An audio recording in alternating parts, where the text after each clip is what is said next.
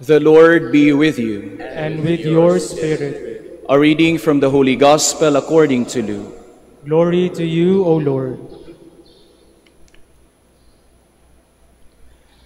Jesus said to his disciples, "Suppose one of you has a friend to whom he goes at midnight and says, 'Friend, lend me 3 loaves of bread.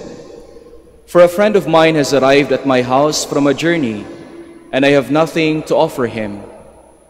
And he says in reply from within, 'Do not bother me. The door has already been locked, and my children and I are already in bed. I cannot get up to give you anything.' I tell you, if he does not get up to give him the loaves because of their friendship, he will get up to give him whatever he needs because of his persistence. And I tell you, ask and you will receive, seek and you will find, knock and the door will be opened to you.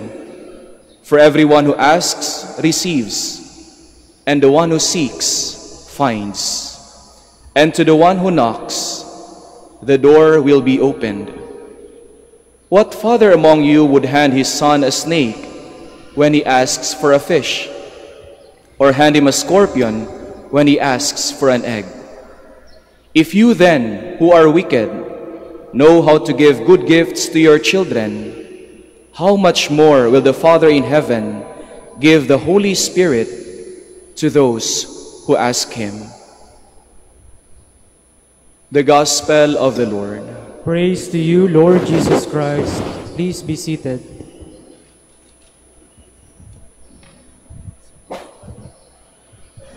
Magandang umaga po sa inyong lahat, and welcome to the Minor Basilica of Our Lady of the Rosary of Manaoag. Ang ebanghelyo po natin ngayon ay karugtong nung ebanghelyo kahapon. Yung ebanghelyo po kahapon ay patungkol sa Lord's Prayer, the Our Father. At sabi ng ating Panginoon, if you want to pray, this is what you are to say. And now, our Lord Jesus Christ is telling us the disposition when we pray. Yung attitude natin when we talk to God, when we pray to God. And from this gospel, we could glean 3 things, very practical things, when it comes to prayer. First po is, when we pray, we need not impress God. What we need is to keep it simple. Yun po yung una. Keep it simple. Simple lang po yung dasal. Sabi ng ating Panginoon, when we talk to God, when we pray to God, even before we open our lips, God already knows the content of our hearts. Bago pa man tayo magsalita, alam na ng Diyos ang mga hinihiling ng ating puso. That's why our prayer must be simple. No need for impressive na mga salita, no?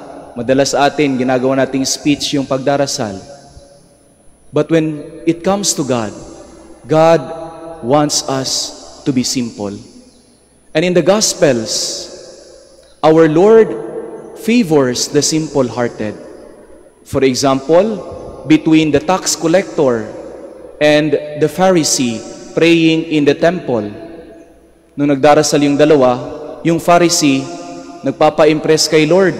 Sinasabi niya, "Panginoon, itong mga nagawa ko, napaka-faithful ko sa lahat ng bagay. Ang galing ko," sinasabi ng Pharisee. But the tax collector could not even raise his head up.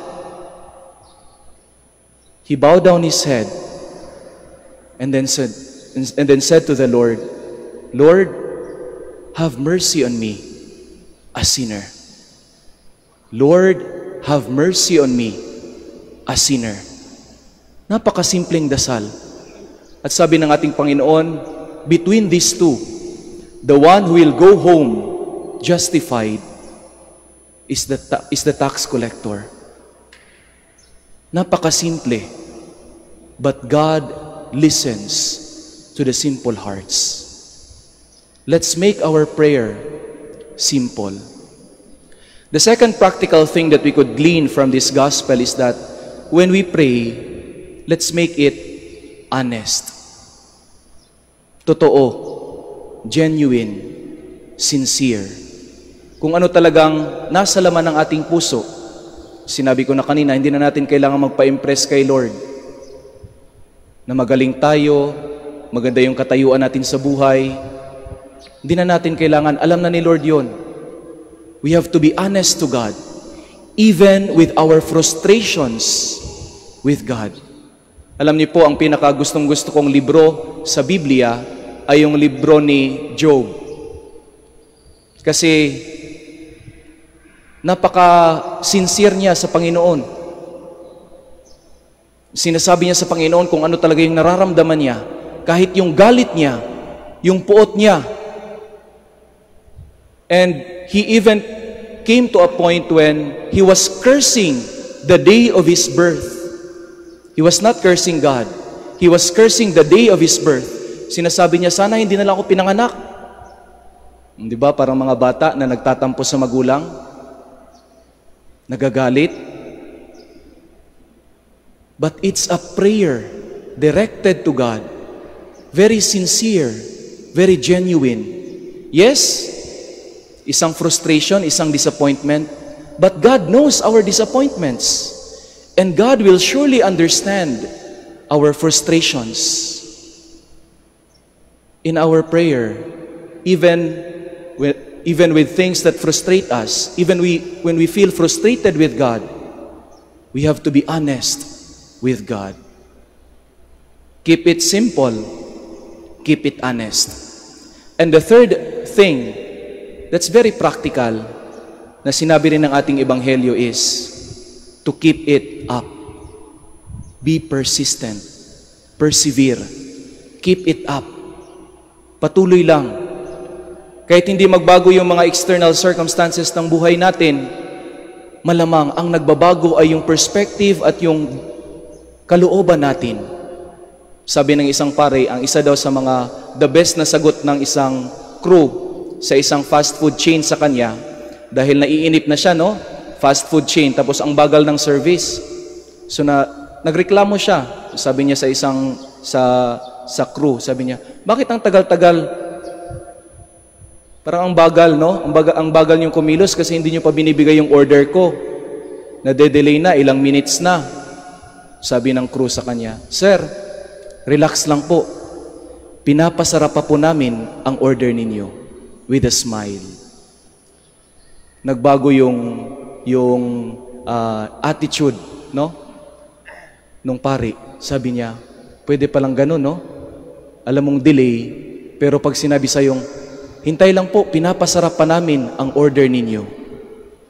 And I'm reminded of St. Augustine who said, when we pray, kahit hindi man magbago yung mga external circumstances ng buhay natin, what changes is our desire.